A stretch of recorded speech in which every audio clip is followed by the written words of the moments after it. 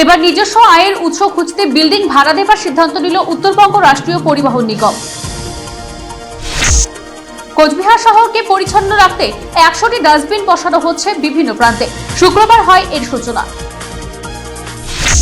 Bar council নির্বাচনে রাজ্য জুড়ে প্রচারে নেমেছে তৃণমূলপন্থী আইনজীবীরা। দিনহাটায় হলো প্রচার অভিযান। হোমগার্ড নিয়োগ প্রক্রিয়ায় তাদের অন্তর্ভুক্ত করার দাবি নিয়ে আমরণ অনশনে বসেছে সারেন্ডার কেএলও কর্মীরা।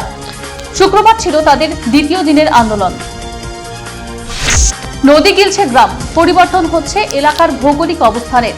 দেওচড়াই গ্রামে নদী ভাঙন আজ বড় সমস্যা। রাজ্য জুড়ে চলছে উচ্চ মাধ্যমিক পরীক্ষা। নতুন ধারার পরীক্ষায় দীর্ঘ সিলেবাস সময় মতো শেষ না হবার অভিযোগ রয়েছে ছাত্রছাত্রীদের মধ্য থেকে। সিএবি পরিচালিত আন্তঃজেলা ক্রিকেট প্রতিযোগিতা শেষ হলো কোচবিহারে। শুক্রবারের খেলায় পরস্পর মুখোমুখি হয় উত্তর দিনাজপুর জেলা দল বনাম শিলিগুড়ি।